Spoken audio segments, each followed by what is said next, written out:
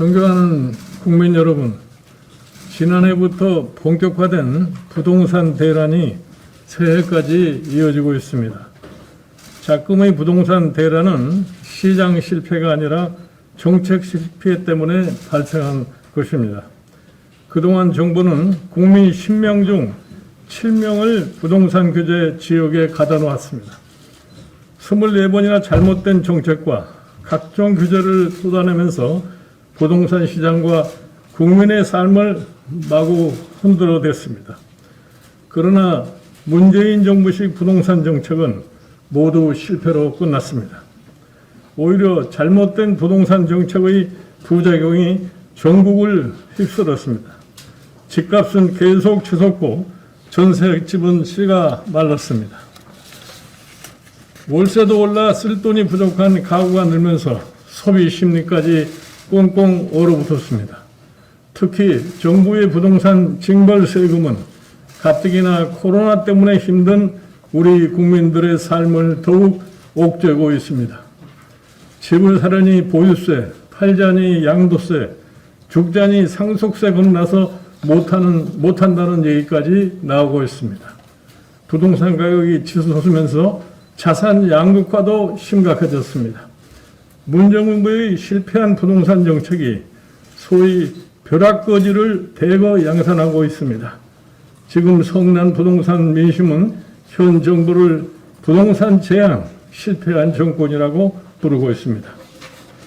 그제 문재인 대통령이 부동산 정책 실패에 대해 대국민 사과를 했습니다. 부동산 문제에 자신 있다고 국민들께 공언한 것이 불과 1년 전입니다. 얼마 전까지만 해도 문 대통령과 정부는 부동산 시장 낙관론을 계속 주장했었습니다. 달랑 3줄짜리 영혼 없는 사과로 어물쩍 넘어갈 일이 아니라고 봅니다.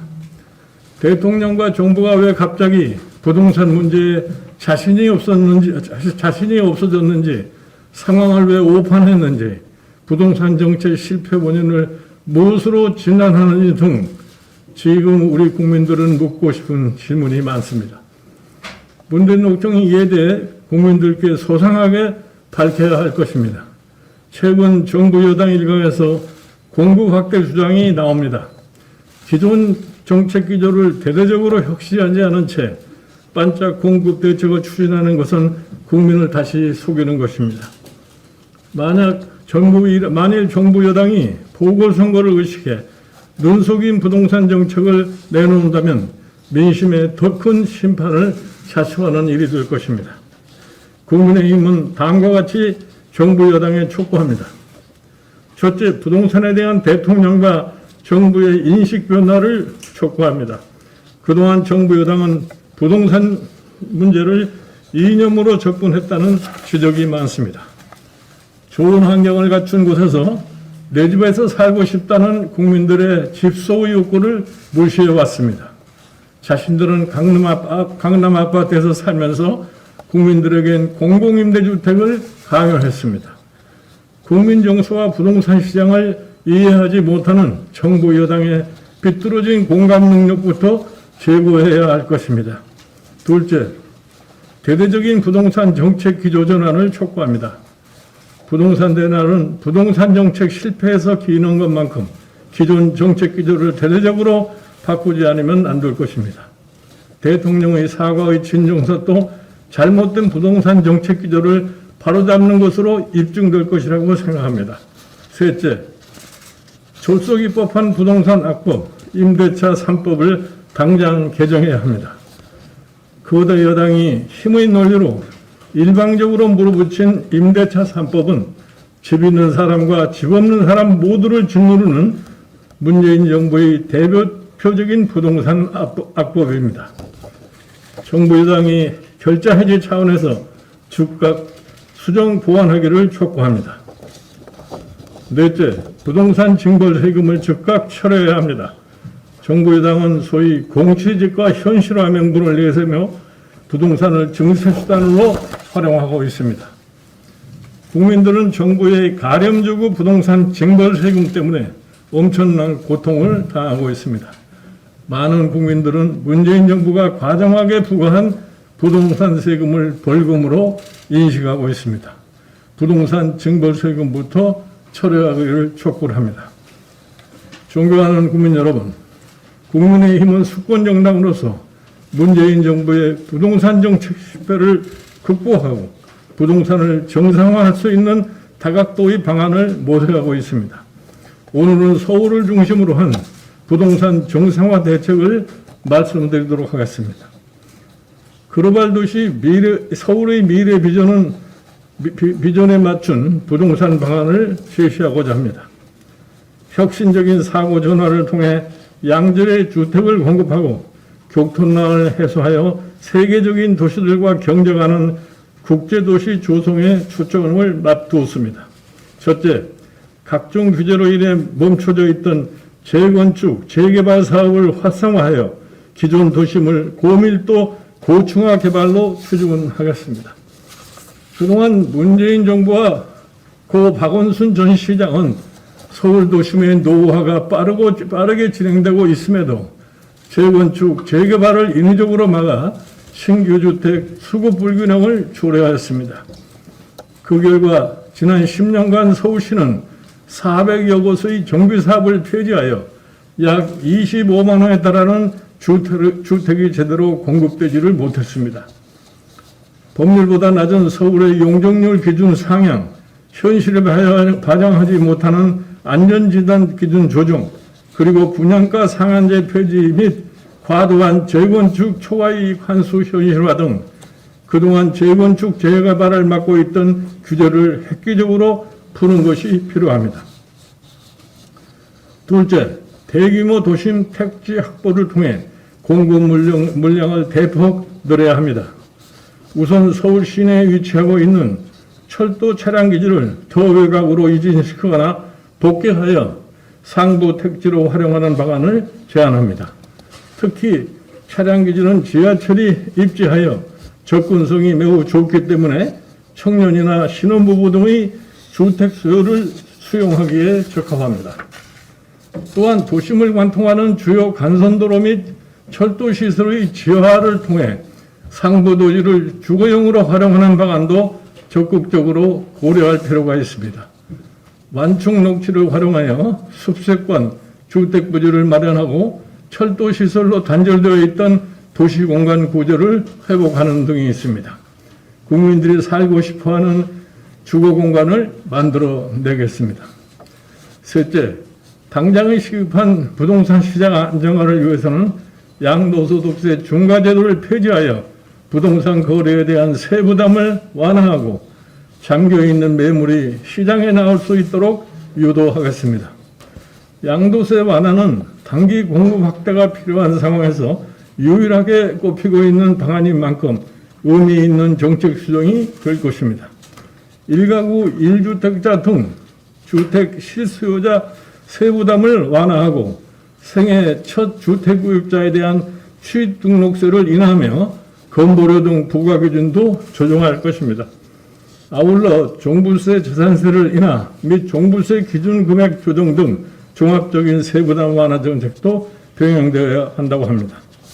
양질의 주택 공급 대책과 함께 고질적인 교통난 해소로 서울을 더욱 살기 좋은 도시로 거듭나게 하고 수도권 신도시 교통난도 해소할 것입니다.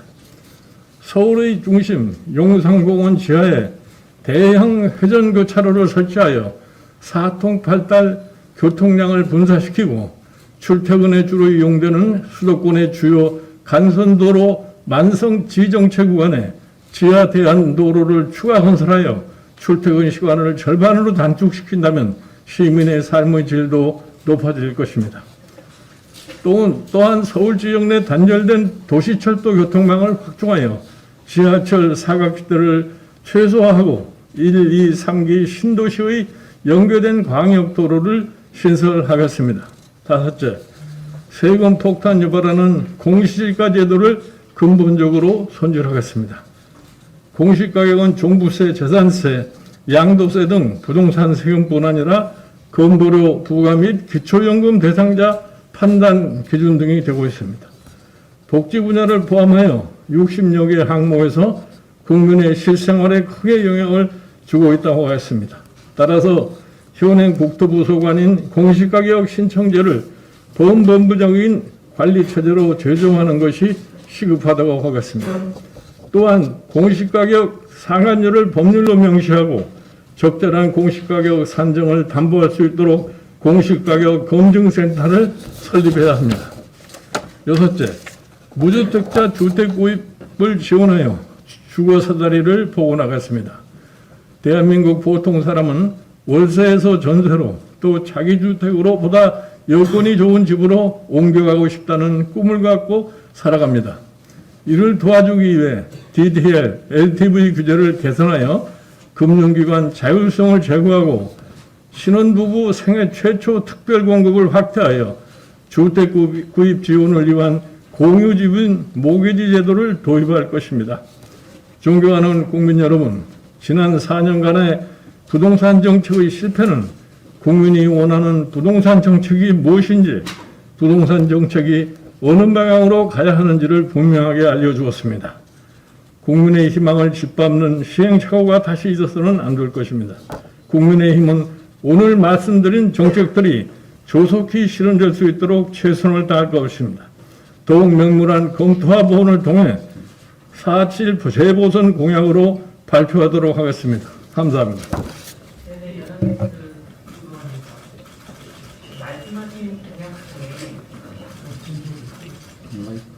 말씀하신 공약 중에요.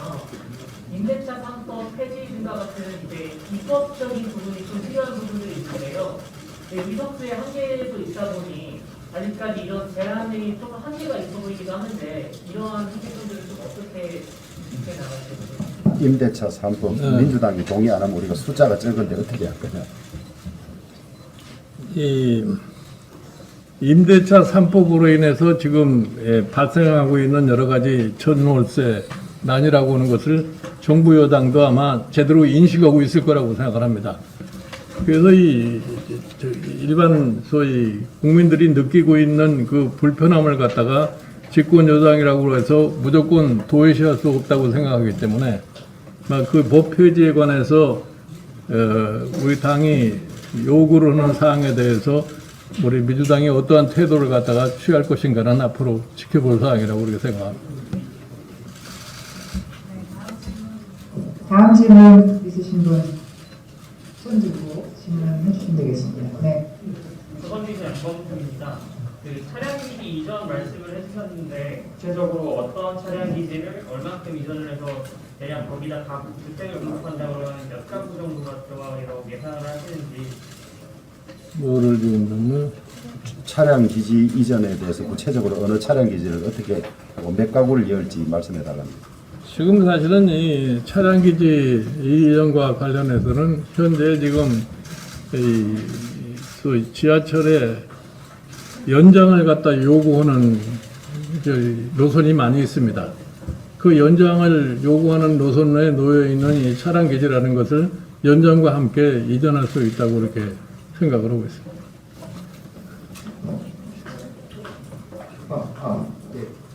이대리 박태진입니다. 오늘 발표하신 내용이 서울시장 최종희 후보의 부동산 공약으로 이어지는 겁니다. 뭐라고 그러냐? 만약에 서울시장 후보 최종 후보자의 공약과 연결이 되냐고. 두 번째 시기에 가졌습니다.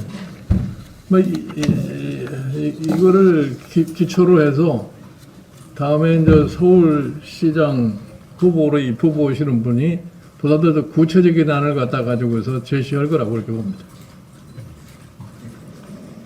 네, 한 분 정도 더 질문 받고 마무리를 하도록 하겠습니다. 질문 또 있으신가요?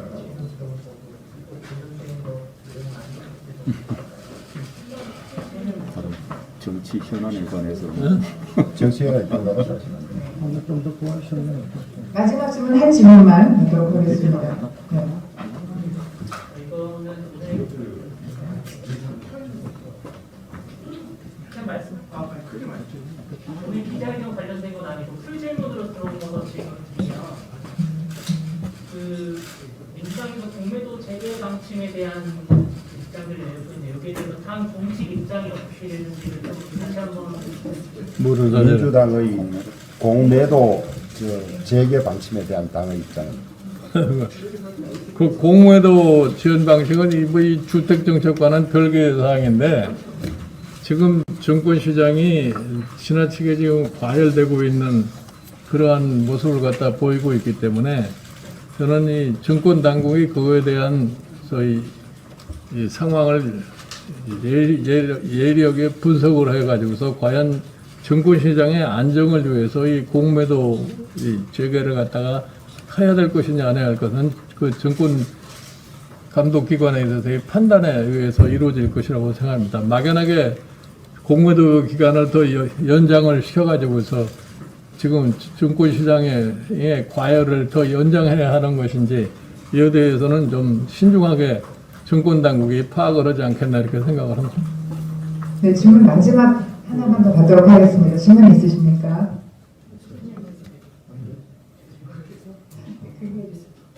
청와대 정무수석이 오늘 국민의힘의 영수회담을 타진하고 있다면서 의제도 사전에 얘기할 수 있다고 말을 했는데 혹시 영수회담 최재성이 오늘 영수회담 타진하고 있다고 이야기한 적이 있습니다. 아직까지 뭐 그런 것에 대해서 저는 들은 바가 없어요. 네.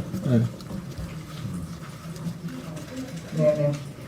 네, 그 답이 되셨는지 모르겠네요. 자, 이상으로 국민의힘 부동산 정상화 대책 발표 기자회견을 마치도록 하겠습니다.